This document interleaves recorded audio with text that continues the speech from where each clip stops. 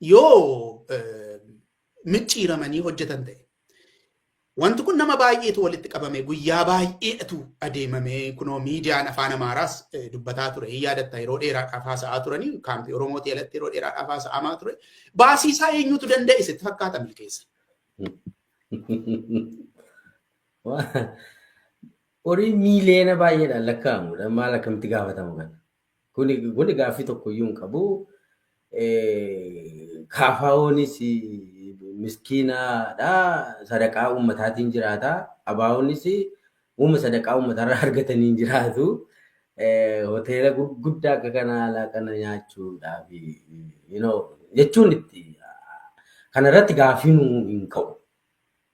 Eenyutu akka kabar godhu akkamitti akka inni mijaa'u walitti akka bara abii keessa walgayii akkasii miti. Meeruma nama sadi magaalaa Adaamaatti nama sadi namni mormu magaalaa Adaamaatti mormituun namni sadi hoteela wayii keessa walgayii yoo ta'an irra shanamu gadi baasamanii. Kana lakkii mirga qabnaan jedhu sin jiru.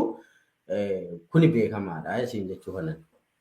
Baay'ee gaarii. Amma gaa uummati keenya ammiinu dhaggeeffataa jirus dhaga'eera. Warri kaanis booddeedhaan waan kana hin dhaggeeffatu abdii jedhuun qaba. Micciiramaniiru. Baasiinsaa immoo biltsiginnaa biraa baafameera. Amma gaa garatti deemaa jirru abbaatti gochuudha jechuudha. Walgahii kanatti abbaa gochuudha jechuudha.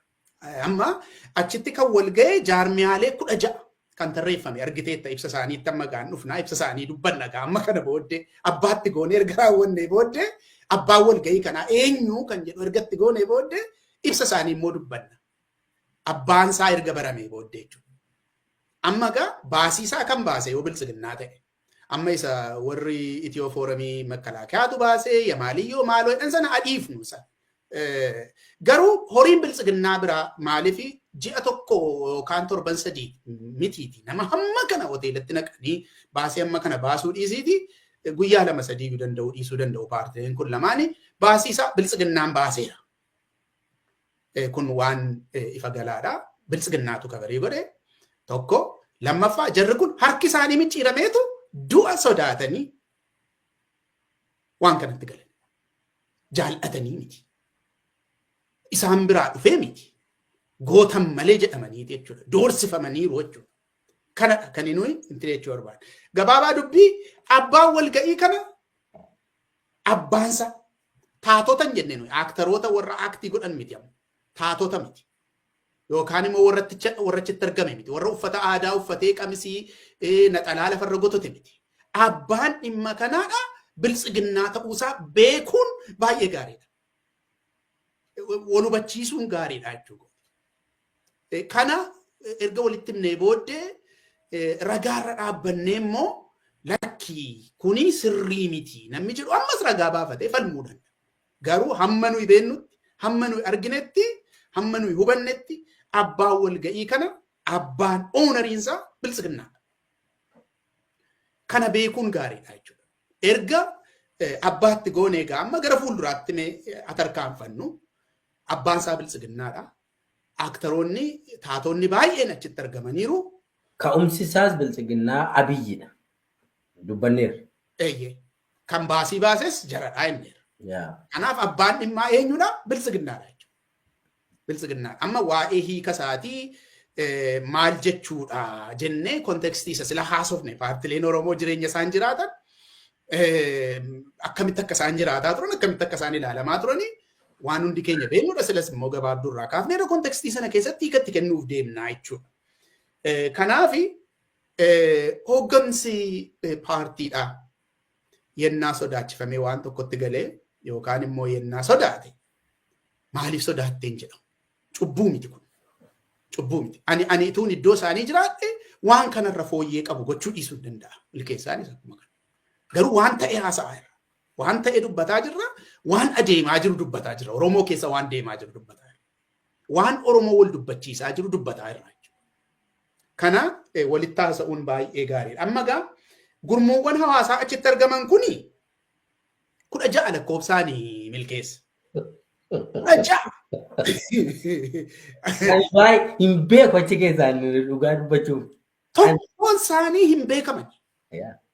Kaafaa of ABO beekna. Namni kaafaa of ABO wallaalee Oromoo keessa hin jiru. Oromoo alattis namni kaafaa of ABO wallaalee hin jiru. Warra 14 hafanii jabanaa haa ta'anii shiinii haa ta'anii namni beeku jiru.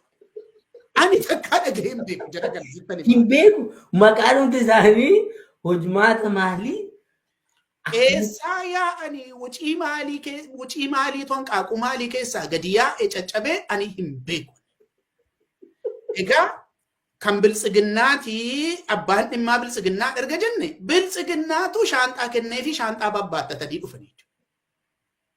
Waan baala walirra bubuusnu hin qabnu uffata aadaa Oromoo uffatee waan dhufeef naxalaa lafarra gototaa waan dhufeef soom'ifatee mataatti xaxatee waan dhufeef abbaa gadaatii haadha siinqeeti jennee waan tokko kana booddee ani dhugaa dubbachuudhaaf yoo ta'e Oromoo keessatti inni dhossaadhaan gola keessatti waa walitti himan ituu hafee miidhama keenyas walitti himaa bal'ina keenyas walitti himaa warra siyaasa hojjetuufis akka tolu. Akka kanattiin iftoomina tolchaa gaarii deemuun gaarii natti fakkaata. Jarri kun biltsiginnaadha. Warri ABO'f KFO'tti naanna'an kun biltsiginnaadha. Biltsiginnaatu maqaa 14 uumee Saamsoonaayitiitti kenneetu achirra naxalaa gototaa oolan jechuudha. Isa kana beekuun baay'ee gaariidha. Mee gara ibsa isaaniitti deebinu gaa ibsa ba'e kana. Maqaa eenyuutiin ba'e maqaa jaarmiyaalee Oromoo jedhameetu ba'e. Garuu abbaasaa dubbanneerra mamu. Abbaasaa biltsiginnaadhaa inni. Kanaaf mee ibsa kanaa tokkoon isaa keessa gallee qabxiisaa muraasa haa dubbannu milkeessa gaariidha waan ta'eef walitti dubbachuun waan kana maaliif yeroo kana wanti kun ka'e maal jechuudha hiikisaa kan jedhu. Mee dura qabxiilee kana haa kaafu. Qabxiilee ka'an kana keessaa inni jalqabaa waa'ee nageenyaati.